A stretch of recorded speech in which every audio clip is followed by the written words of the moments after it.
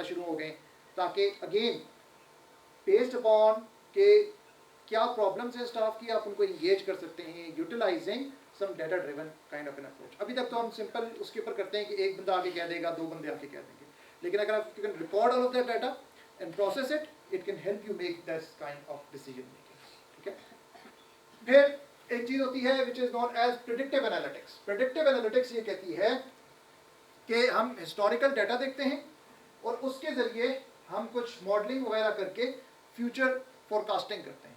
Future forecasting इस किस्म की हो सकती है कि अगर मुझे ये पता हो कि मेरी सेल्स जो हैं या मेरी जो पर्टिकुलर मेरा जो भी बिजनेस है, ठीक है, उसकी सेल्स इस वक्त काफ़ी डाउनहिल जा रही है, तो आई कैन सस्पेक्ट कि यार इससे ज़्यादा आगे जाके इम्प्रूव नहीं करना। अगर मैं एक जगह देखता हूँ जहाँ पे फॉर एग्जांपल मैं पिंडी सदर में जाता हूँ तो वहाँ देखता हूँ कि अच्छा यहाँ पे एक फूड स्ट्रीट है जहाँ पे ढेर सारी दुकानें हैं देसी खाने की, और मैं वहाँ डिसाइड कर लेता हूँ कि यार मैंने भी यहाँ पे जो है ना एक नई दुकान बनानी है देसी खाने की।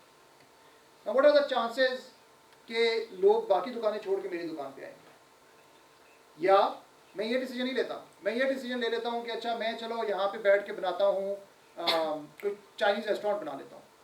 Now what are the chances कि लोग देसी खाना छोड़ के चाइनीज़ खाने आएंगे? अगर मेरे पास डाटा हो कोई तो मैं प्रेडिक्टिव मॉडलिंग करके चेक कर सकता हूँ कि अगर विद इन देसी रेस्टोरेंट अगर एक बंदा देसी रेस्टोरेंट ही ओपन कर दे या एक चाइनीज रेस्टोरेंट ओपन करे तो उनमें से सक्सेसफुल कौन सा ज़्यादा होगा, और that can be utilized by me to open a particular type of a shop. So this is something again which we can do via predictive analytics. फिर predictive analytics के अंदर जो है ना रिसोर्स एलोकेशन एक बहुत कॉमन प्रॉब्लम है कि आपने कौन से अपने रिसोर्सेज, कौन से staff members, faculty members, students या और जो लोग हैं उनको कहाँ पे एलोकेट करना है। दिस इज ऑल्सो समथिंग जो कि predictive analytics can help you achieve. फिर कस्टमर बिहेवियर, मार्केट ट्रेंड्स, ये तो हम वैसे ही कवर कर चुके हैं। अच्छा, next one of the other things which we can do with data science is personalization, ठीक है, या customer segmentation in order to identify. अगर आपने दराज के ऊपर ही फॉर एग्जाम्पल या किसी ई कॉमर्स प्लेटफॉर्म के ऊपर, मैं दराज की बहुत ज़्यादा एग्जाम्पल दे रहा हूँ, लेकिन किसी ई कॉमर्स प्लेटफॉर्म के ऊपर आपने ये देखना हो कि मुझे बिल्कुल स्टार्ट में किसी बंदे को क्या रिकमेंड करनी चाहिए चीज़ें, तो one of the ways is कि you can simply segment your customers into male, female, adult female, ठीक है, या young male, young female, whatever, और फिर उसके हिसाब से मैं चीज़ें रिकमेंड करना शुरू कर दूँ। ऑफ कोर्स अगर मुझे जो है ना वो ख़वातीन के कपड़े रिकमेंड करने हैं तो आई डोंट वांट कि मैं सिर्फ जो है ना वो लड़कों को करता हूँ, but it would be better कि अगर मैं ख़वातीन को ही करता हूँ। इस तरह की सेगमेंटेशंस अगर मैं क्रिएट कर दूँ तो that would help me improve my business.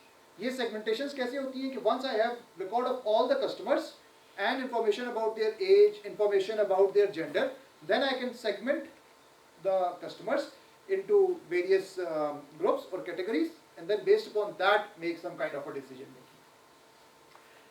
You can also do unique preferences जो कि आपके users की हो सकती हैं।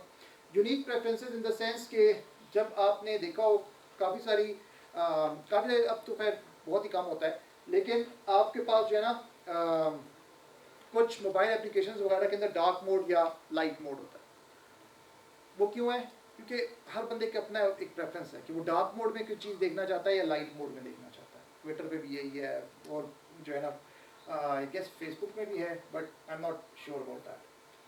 फिर कस्टमर के जो एनालिटिक्स हैं, आपने कैसे कस्टमर कौन सी चीज़ें ले रहा है, क्या कर रहा है, क्या एक्शंस परफॉर्म कर रहा है। अच्छा, कस्टमर एनालिटिक्स के अंदर एक और चीज़ जो है ना जो बड़ी इंपॉर्टेंट होती है ना, दिस इज समथिंग जो कि हम देखते नहीं हैं, लेकिन एक चीज़ जो यूज़र एक्सपीरियंस के लिहाज से बड़ी इंपॉर्टेंट है कि जब एक यूज़र ई कॉमर्स वेबसाइट पे जाता है, ठीक है, उसको कितने क्लिक्स करके एक पर्टिकुलर प्रोडक्ट खरीदना पड़ता है। जब उसने एक प्रोडक्ट खरीदा है, हमने जूते खरीदने, अब वो कितने क्लिक्स करने पड़ेंगे ताकि इवेंचुअली आपका ऑर्डर हो जाए। ये जो क्लिक्स है ना, या पेज काउंट होता है कि कितने पेजेस पे आपने जाना है, ये एक बहुत इंपॉर्टेंट फैक्टर है। लेकिन ये हमें कैसे पता चला? ये हमें ऐसे तो नहीं पता चला कि अच्छा एक कस्टमर आया, उसकी एज क्या थी, उसका जेंडर क्या था, हमें ऐसे नहीं पता चला कि कस्टमर ने अच्छा क्या चीज़ परचेज की है, नहीं, हमने डाटा बहुत ज़्यादा रिकॉर्ड किया है। हमने डाटा रिकॉर्ड किया है ऑफ के अच्छा क्या क्या क्लिक्स हैं, कौन कौन सा पेज ओपन हो रहा है, यूज़र किस जगह पे देख रहा है, किस जगह पे क्या काम कर रहा है, ठीक है, कौन से प्रोडक्ट देखना चाहता है, ये सारा कंबाइन करके हमने रखा और बाद में उसके ऊपर एनालिसिस किए तो हमें पता चला कि अच्छा यार ये पेज काउंट भी एक बड़ी इंपॉर्टेंट फैक्टर है कि अगर एक यूज़र को तीसरे से चौथे पेज पे जाना पड़े सिर्फ और सिर्फ एक चीज़ परचेज करते हुए, तो we will give up, we don't want them to give up. तो ये सारी चीज़ें जो है अगेन हमें कस्टमर एनालिटिक्स से पता लगती हैं। फिर कस्टमर लॉयल्टी वगैरह आती है हमारे पास कि अगर आपने टेलर्ड जो है ना कैंपेन्स करने हो, गेम्स के अंदर खासतौर पे ये मोबाइल गेम्स के अंदर ये होता है, कुछ मोबाइल गेम्स जो है ना वो ये करती हैं, अगर आप एक दफ़ा परचेज कर लें ना उनसे कोई भी एक चीज़, तो वो सारी चीज़ों की प्राइसेस बढ़ा देती हैं। तो जब आप नेक्स्ट टाइम परचेज करेंगे एक इंक्रीज कॉस्ट परचेज करेंगे, जैसे जैसे आप चीज़ें परचेज करते जाएंगे वो सब चीज़ों की प्राइसेस बढ़ाते जाते हैं।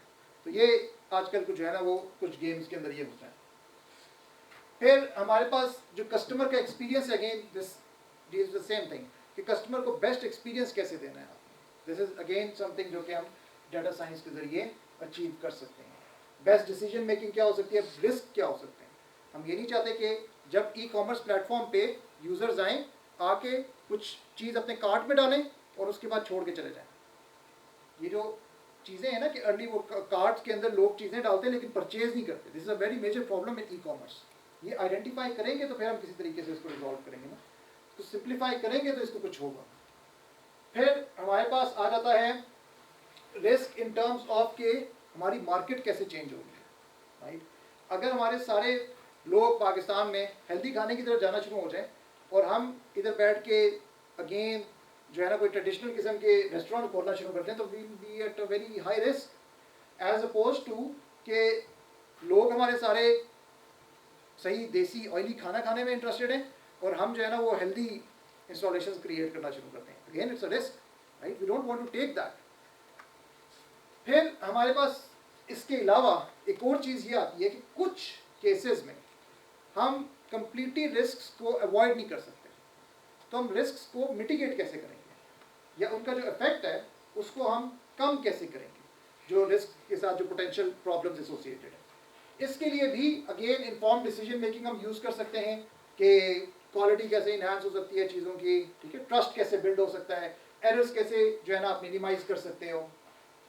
In all of these things हमारे पास जो है ना वो अगेन डाटा साइंस और उसके analysis are useful. Question then is आपको फ़ायदा क्या है इसका, राइट, आप क्यों करना चाहेंगे। एक्चुअली डाटा साइंस की जो एप्लीकेशन है वो बहुत सारी फील्ड्स में बहुत सारी है। हेल्थ केयर के अंदर डिजीज प्रिडिक्शन हो गया, पर्सनलाइज्ड मेडिसिन हो गए, these are very common. This is something where a lot of research is being put in now. many researchers are now working towards personalized medicines and disease prediction। लेकिन ये कोई disease prediction ऐसी चीज़ नहीं है कि आपने बस प्रेडिक्ट कर दिया डन, नहीं। Explainable disease prediction, something you can explain कि अच्छा जो मेरा पर्टिकुलर डिसीजन मेकिंग है ये क्यों हुई है। अगर एक बंदे को एक पर्टिकुलर प्रॉब्लम है तो उसे क्यों हुई है, how did I come up with this decision, this is where your health care life, ठीक है। ये optimising your health care delivery systems, हर जगह पे इतने अच्छे हॉस्पिटल्स नहीं है, कोविड-19 के बाद तो बहुत प्रॉब्लम थी। फाइनेंस के अंदर fraud detection, risk assessment, these are something which are very common. और जो इसमें बहुत ज़्यादा चीज़ है वो एल्गोरिथमिक ट्रेडिंग है। Whether you like it or not, data science does help in algorithmic trading, ठीक है। इसके अलावा मार्केटिंग वगैरह के अंदर, ई कॉमर्स के अंदर जो है ना हमारे पास डाटा साइंस काफ़ी ज़्यादा यूटिलाइज होती है। जब हम बात करते हैं अगेन कि क्यों हमारे लिए क्यों ये ज़रूरी है, तो हमें ये देखना पड़ेगा ना कि बेसिकली ये जो बिग डाटा की अभी तक हम बात कर रहे थे, कितना कोई डाटा है जो प्रोड्यूस हो गया, कितना कोई डाटा है जो कि आ गया 2019 तक, ठीक है। हमारे पास अब ये जो डाटा है ना ये ज़ीटाबाइट्स के अंदर है। ज़ीटाबाइट्स के हिसाब से 2019 तक अबाउट 40 ज़ीटाबाइट्स ऑफ डाटा। जो ज़ीटाबाइट्स है ना हमारे पास, they are bit more than this is wrong by the way, this is 1000 bytes, no it's not 1000 bytes, it's 1000, oh sorry, it is 1000 raised to power 7 bytes, So this is close to about 1000 terabytes. ठीक है, 40 zettabytes of data हमारे पास इस 2019 में था। इस वक्त हमारे पास data बहुत ज़्यादा है, इससे कई गुना ज़्यादा हमारे पास डाटा प्रोड्यूस होगा। इसका कुछ चंक होगा जो कि आप इस्तेमाल करेंगे, लेकिन जो आपकी प्रोसेसिंग है उसमें you have to take into account this thing. फिर हमारे पास टूल्स बहुत सारे आ गए, बहुत सारे टूल्स हैं हमारे पास जो कि हमारे लिए ये सारा का सारा जो प्रोसेस है एनालिटिक्स का, इसको सिंप्लीफाई कर देते हैं। और काफ़ी सारे हमारे पास नो कोड प्लेटफॉर्म्स हैं जिसमें आपको कोडिंग आना ज़रूरी नहीं है, rather as long as you understand कि क्या कॉन्सेप्ट्स हैं, आप सिंपल ड्रैग एंड ड्रॉप करके, सिंपल जो है ना वो माउस के ज़रिए चीज़ें आइडेंटिफाई करके आप अपने पास डिसीजन मेकिंग कर सकते हैं। जो ओवरऑल एआई और मशीन लर्निंग के एल्गोरिथम्स हैं वो बहुत ज़्यादा इंप्रूव हो गए। तो जो हमने प्रेडिक्टिव मॉडलिंग करनी थी, क्लस्टरिंग की या क्लासिफिकेशन हमने करनी है, उसके बहुत अच्छे एल्गोरिथम्स आ गए। बहुत सारे हमारे पास जो है ना वो नेचुरल लैंग्वेज को समझने वाले हमारे पास मॉडल्स आ गए। बहुत सारे ऐसे मॉडल्स आ गए हैं जो कि हमारे पास टेम्पोरल डाटा को समझते हैं। काफ़ी हद तक मशीन लर्निंग हमारी इंप्रूव हो गई है। और ये जो हमारी डाटा साइंस है ना, ये बेसिकली एआई और मशीन लर्निंग की फाउंडेशन है। जो आपकी एआई है ना, आर्टिफिशियल इंटेलिजेंस, वो बेसिकली डाटा साइंस के बगैर चल नहीं सकती, क्योंकि डाटा साइंस सारा डाटा कलेक्ट भी करके देती है और प्रिपेयर भी करके देती है आपकी मशीन लर्निंग एल्गोरिथम्स को। और मशीन लर्निंग के एल्गोरिथम्स जो हैं, they will eventually combine together to form some kind of an artificial intelligence. Where does the BA fits into this picture? जो बिजनेस इंटेलिजेंस है, दैट इज समथिंग जो कि हमारे पास स्पेसिफिकली डिसीजन मेकिंग के लिए यूज होती है, जो कि एक बिजनेस एनालिस्ट हमारे पास परफॉर्म करता है। ये जो हमारा काम है ना, डाटा साइंस वाला जो काम है, इसके अंदर यस हमारा एक एम तो ये है ना कि हमने इसके साथ सारा कंबाइन करना है जो हमारे पास मशीन लर्निंग, आर्टिफिशियल इंटेलिजेंस वगैरह वगैरह चल रहा है। लेकिन जो इसकी आउटपुट है डाटा साइंस की, वो आउटपुट हमारे पास जा रही है एक बिजनेस एनालिस्ट के पास, जिसने उसके ऊपर बेसिकली डिसीजन मेकिंग करनी है। तो ये हमारे पास टेक्निकल काम है डाटा साइंस के साथ एसोसिएटेड, और एक हमारी इसकी आउटपुट है जो कि इसकी यूटिलाइजेशन है या इसकी एप्लीकेशन है। टूल्स हमारे पास बहुत सारे हैं जिनको हम सीख सकते हैं डाटा साइंस में। इसमें हमारे पास डाटा मैनेजमेंट के लिए फॉर एग्जांपल अपाची हडूप है। ये जो अपाची हडूप है, ये एक ऐसा टूल है जो कि आपको बिग डाटा स्टोर और प्रोसेस करना की फैसिलिटी प्रोवाइड करता है। एक्सेल में भी आप कर सकते हो, मोंगोडीबी आ जाता है। मोंगोडीबी भी इसी तरह से एक टूल है जिसके अंदर आप अपना डाटा स्टोर कर सकते हो और डाटा को रिट्रीव कर सकते हो। डाटा एनालिसिस के लिए हमारे पास काफ़ी सारे टूल्स हैं। स्पार्क है, नमपाई है, एल्टरेक्स का प्लेटफॉर्म है, pandas, Trifacta, Qlik, it's a very famous platform as well. Math वगैरह के लिए हमारे पास SAS भी अवेलेबल है, नमपाई भी, मैटलैब भी।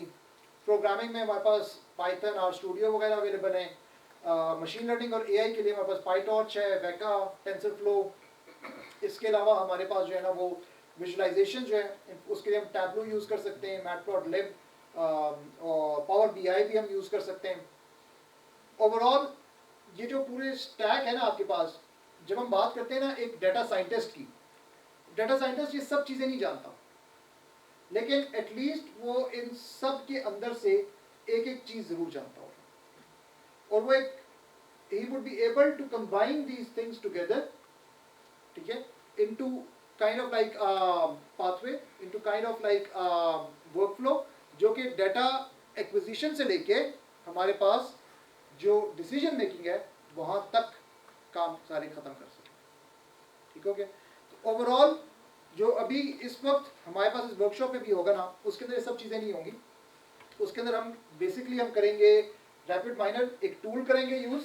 ये रैपिड माइनर जो टूल है जो कि हमें डाटा एनालिसिस और मशीन लर्निंग एआई में हेल्प करेगा, और दूसरा टूल हम यूज़ करेंगे टैबलू, जो कि हमें इंफॉर्मेशन विजुलाइजेशन में हेल्प करेगा कि हम कैसे इंफॉर्मेशन को विजुलाइज कर सकते हैं और कैसे उसको यूटिलाइज करते हुए डिफरेंट चीज़ें देख सकते हैं और उसके ऊपर डिसीजन मेकिंग कर सकते हैं। Regarding data management, initially we had just SQL databases, then we had NoSQL databases. Nowadays we have time series databases.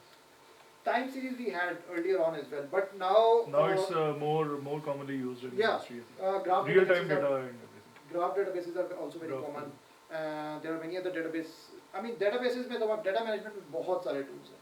Initially, we used to know that SQL and NoSQL database, but now we have around 5 to 7 types Yeah, of database. many types of database. Just because of data science, I guess. Data science does play a role into that, of course, but data formats, velocity, इस तरह की चीजें काफी ज़्यादा important है. And initially, we used to used to hear about data warehouses, data lakes in the industry, but nowadays we used to hear about data science, BI, AI, ML, and recommendation system. So data warehouse is the backbone of this thing That is a conceptually. part of the data engineering process. कि आपने data store कैसे करना है. Data warehouse. हाँ, data warehouses के वो जो वहाँ तक की बात है ना, वो ये बात करते हैं data warehousing की, या जो हमारे पास और data management के tools हैं कि जो हम data acquire किया है उसको हमने रखना कैसे, उसको store कैसे करना है. डाटा साइंस की बात अब इंडस्ट्री में इसलिए होती है क्योंकि हमने डाटा रख तो लिया है, लेकिन अब उसके ऊपर हमने करना क्या है. तो अब हम ये चाहते हैं कि वो जो पार्ट है ना, वो भी एक डाटा साइंस का पार्ट बने. Like 10 years ago, it was just data warehouse. Yeah. And 5 years ago, it was big data. Yeah. Now it's AI Yeah. ML. Because data AI has been enabled grown data. up. Exactly लेकिन जो अब हमारे पास AI enabled वो है ना, उसके लिए जो हम डाटा तैयार कर रहे हैं, उसकी ऑफ कोर्स जो बेसिस है that comes in from data science. ठीक है. Any other questions? ये जो एक वर्ड यूज होता है डाटा साइंस और डाटा इंजीनियरिंग, इसको बस अगर दोबारा एक बार क्लियर कर दें. डाटा इंजीनियरिंग वाला जो काम है ना, वो ये कहता है कि आपने डाटा एक्वायर करने के बाद उसको कैसे अपने पास रखना है, कैसे स्टोर करना है, ताकि आप उसको रिट्रीव कर सको अप्रोप्रिएटली और उसके ऊपर कोई प्रोसेसिंग कर सको. जो हमने बात की थी ना शुरू में, एक वो structured, unstructured, semi structured data. तो जो हमने डाटा एक्वायर किया है, क्या वो स्ट्रक्चर्ड फॉर्म में होगा, सेमी स्ट्रक्चर्ड फॉर्म में होगा, अनस्ट्रक्चर्ड फॉर्म में होगा. ये वाला डिसीजन, ये वाली जो डिसीजन मेकिंग है ना, ये डाटा इंजीनियर करता है.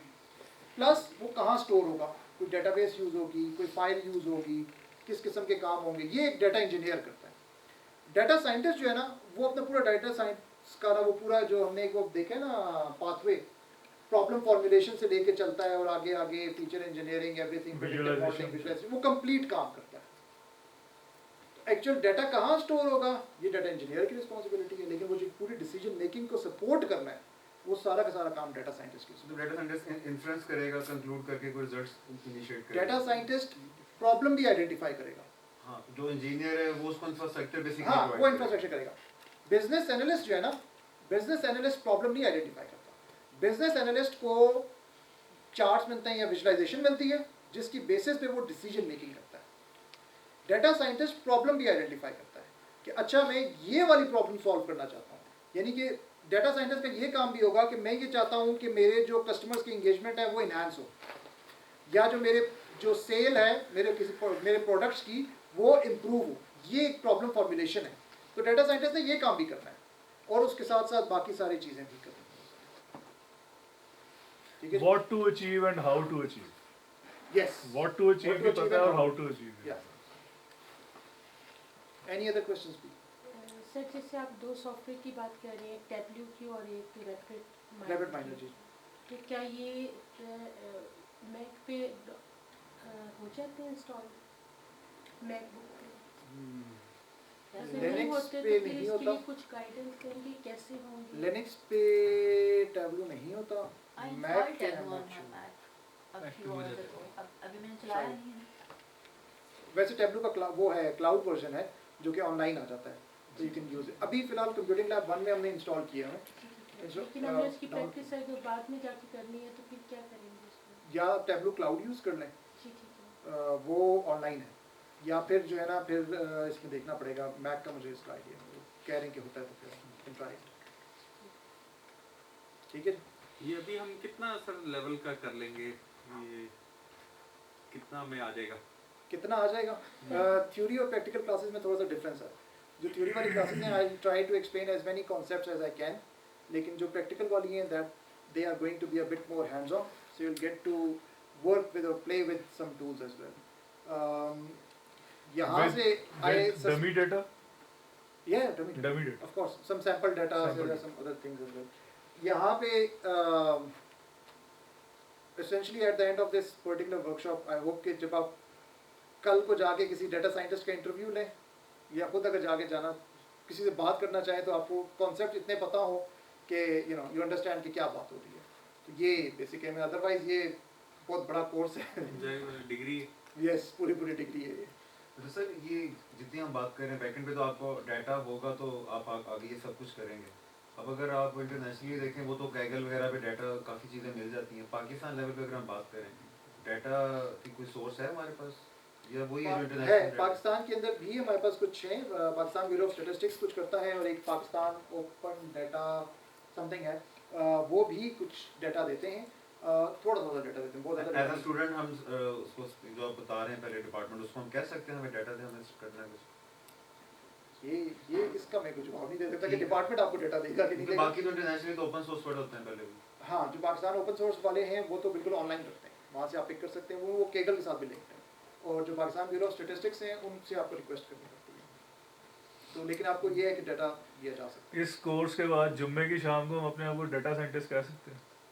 है। मैं अभी कह दो मैं असल में अच्छा, वैसे आप किसी को बताया ना कि ये जी डाटा साइंटिस्ट है, वो साइंटिस्ट ही समझता है कि ये कोई साइंसदान है। To be honest it's not that, अभी उस वैसे तरह तो की मैं- चीज़ तो नहीं है। It's more of you are interacting with some tool and you have some data, that's all. बाकी तो आपकी फिर उस टूल के साथ एक्सपर्टीज ही है। दैट इज़ ट्रू, ये बिल्कुल सही बात है। मैं अगर अपनी बात करूं तो मैं सिर्फ ये बता सकता हूं कि मैं मतलब इनमें से काफ़ी सारी चीज़ें मैं जानता हूं। इनमें से काफ़ी सारी चीज़ें जो है ना मैं एक्सपीरियंस है मेरा डाटा के साथ। मैं काफ़ी ज़्यादा काम किया हुआ है, लेकिन I wouldn't call my self a data scientist, बिल्कुल भी नहीं। मैं मतलब अब तो रिकॉर्डिंग भी हो रही है, लेकिन मैं इस चीज़ से एग्जैक्टली एग्री नहीं करता। मेरा ख्याल से in order to become a data scientist, it's not something that you can necessarily build upon. Okay, एक mindset है. Once you are ready to identify, once you are ready to go with any systematic approach to convert your data into knowledge, I think you are a data scientist. The rest is just tools. और इतने ज़्यादा tools हैं, इतने ज़्यादा कि मतलब if you can learn some tools, that would be enough. सारे tools कोई नहीं कर सकता, ना कोई करता है, और सिर्फ वो mindset बनाने वाली बात है। इसके अलावा और इसके अंदर कुछ भी नहीं है। इसके अंदर it's not that difficult. जैसे जैसे आप चीज़ें देखते जाएंगे, concepts आप देखेंगे, आप देखोगे कि ये सारे concepts वही हैं जो कि simple math से उठ के आते हैं, stats से उठ के आएंगे। ये वो concepts हैं जो कि बहुत ही आपको जो है ना बिल्कुल natural लगेंगे कि अच्छा हाँ ये तो बिल्कुल इसी तरह से होना चाहिए। इसके अलावा इसके अंदर और कोई खास। अच्छा, टिकटॉक और यूट्यूब को हम क्या कहेंगे? ये डेटा साइंस है, मशीन लर्निंग है, आर्टिफिशियल इंटेलिजेंस है। जो हमें जो रिकमेंडेशन सिस्टम आ रहा होता है कि जिस तरह की वीडियोस आप सर्च करते हैं या देखते हैं, अगले 1 घंटे में आपको उसी तरह की रिकमेंडेशंस आएंगी। उसके अंदर तो ये डेटा साइंस ही है, एमएल है, एआई है। डेटा साइंस आप क्योंकि data science builds upon machine learning and AI, so you can say it is data science, but data science you have to understand कि it's not an output. Data science, it's a pathway. It's a pathway, not Yeah. the actual No, not an output. ये एक तरीका है काम करने का, to achieve something. to achieve something. तो ये वो आपको एक अप्रोच बता रहे हैं कि अच्छा इस Methodologies. मेथोडोलॉजीज बता रहे हैं। ये एक आउटपुट नहीं है। तो आउटपुट जो है वो आपकी वो ऑफ कोर्स एक डिसीजन मेकिंग की बेसिस पे आ रही है। वो कोई मॉडल है जो कि चल रहा है और कॉन्स्टेंटली आपको कुछ दे रहा है, मशीन लर्निंग का या एआई का, लेकिन ये आपको पाथवे बता रहा है कि उस तक पहुंचना कैसे है, उस पर्टिकुलर मॉडल तक। सर एक चीज़ जी जी। जब आप बता रहे थे कि हम इसको कहाँ कहाँ यूटिलाइज कर सकते हैं, तो आपने कहा KPI के ऊपर बात हो सकती है। अब ये सारी वो चीज़ें अगर आपके पास इंफॉर्मेशन होगी तो आप करेंगे। तो जब हम इस तरह की प्रोसेस से गुजरते हैं तो क्या फिर हमें बड़े स्ट्रक्चर्ड किस्म के क्वेश्चन रखने पड़ेंगे या इन्फॉर्मेशन की चीज़ें डालनी पड़ेंगी ताकि अगले 1 साल 2 साल 3 साल में फिर हमारे पास डाटा आता जाए उसका, जबकि हमने ऐसी इन्फॉर्मेशन कभी जमा ही नहीं की, ना सोची, ना डिपार्टमेंट लेवल पे, ना किसी ऑर्गेनाइजेशन लेवल पे, तो क्या फिर वहाँ पर क्या होगा? जो यहाँ पे जो है ना ये थोड़ा सा प्रॉब्लम सॉल्विंग से रिलेटेड है। एक प्रॉब्लम एक्चुअली काफ़ी सारी ऑर्गेनाइजेशंस ऑफ डाटा रिकॉर्ड करती हैं, चाहे वो रजिस्टर्स पे करें या जैसे भी करें। जब आपकी ऑर्गेनाइजेशन के पास डाटा ना हो तो प्रॉब्लम सॉल्विंग के लिए जो मेथोडोलॉजी यूज़ होती है वो फेमिलियरिटी या सिमिलरिटी की सेंस में यूज़ होती है। इसका मतलब ये है कि यू वुड ट्राई टू सी के या तो जो आपकी प्रॉब्लम है बिल्कुल उसी जैसी प्रॉब्लम ऑलरेडी एक एग्जिस्ट करती हो, जिसका मतलब ये है कि जो आपको डाटा चाहिए, जो आपको डिसीजन मेकिंग करनी है, वैसा डाटा कहीं और एग्जिस्ट करता है। तो आप उस डाटा के ऊपर डिसीजन मेकिंग कर दें, अपना डाटा भी कलेक्ट करते जाएं, वो मॉडल उठाएं, अपने पास लगाएं डाउन, या फेमिलियरिटी है। इसका मतलब ये है कि एग्जैक्ट डाटा नहीं है लेकिन सिमिलर डाटा है। तो आप अपना सारा प्रोसेस जो है ना उसी जैसे डाटा के ऊपर आप करवा के, ठीक है, उसको अपडेट करके अपने पास रख लें। जब आपका डाटा कलेक्ट हो जाए, अपने डाटा को, अपने मॉडल को फाइन ट्यून करें और फिर यूटिलाइज करें। यानी कि हम उसकी बुनियाद पे इंडिकेटर्स भी डेवलप कर सकते हैं कि हमें ये चीज़ें हमें भी चाहिए होंगी। हमें भी चाहिए होंगी, लेकिन ऐसा नहीं हो सकता कि अगर आपकी ऑर्गेनाइजेशन ने डाटा कलेक्ट ही नहीं करना और फिर इस मॉडल का कोई फ़ायदा नहीं है। लेकिन आप ये है कि आप उसको तैयारी के लिए ना आप और वो यूज़ कर सकते हैं systems. So data model is just about data types? Yes, data model is just about Just data types. Nothing else. It's about schema, data types और इस तरह की चीज़ें। या And when we say we are training the model, data model, that is something else. नहीं, we are training an AI या machine learning model को हम ट्रेन करते हैं, डाटा मॉडल को हम वैसे डिफाइन करते हैं। ठीक है जी। If anyone has any question you can ask me directly, otherwise you have to go to computing lab 1 and someone from CX will guide you guys, so these three guys can guide you to computing lab 1. ठीक है, I think Aisha and Naira would be there. मैं भी थोड़ी देर में आता हूँ आपके पास। About 7 o'clock I think they'll start, so if you can get there by 7 o'clock then वैसे if you cannot find them, the computing lab 1 is in UG block, ठीक है, upstairs left side। जी जी।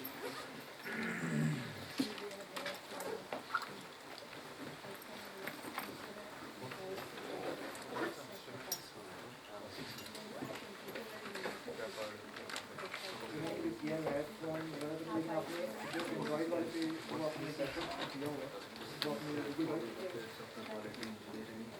उसको गूगल ड्राइव पे backup कर लिया तो वहाँ से उसको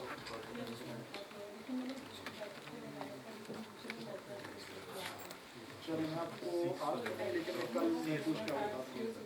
ठीक है, ठीक है, लेट मी फाइंड समवन जिसको ये प्रॉब्लम। ठीक है, थैंक यू।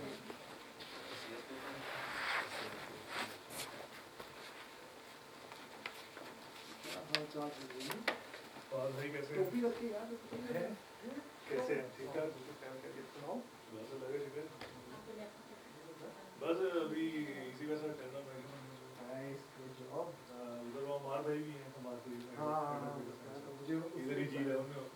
अच्छा, बढ़िया यार। गुल ने भी तो गुल से तो आपका रास्ता हुआ है, वो तस्वीरें वगैरह पोस्ट करता है। हाँ, मुझे बताया था मुझे। सही सही कैसे हो? लगे शुक्र लगे शुक्र। मैंने ना असल में लाहौर होता हूँ, लाहौर अच्छा।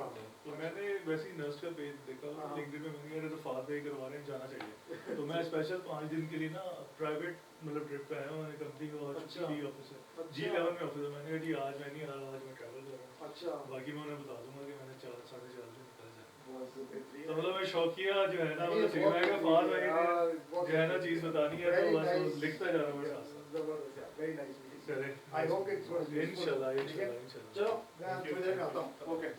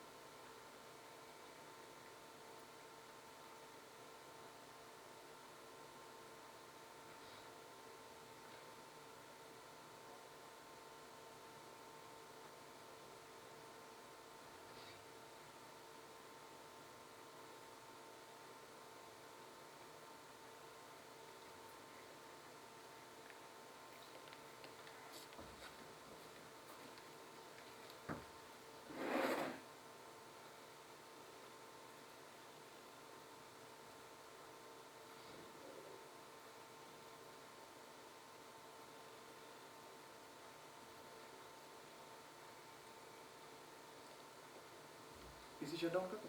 मैं सर कर देता हूँ बस।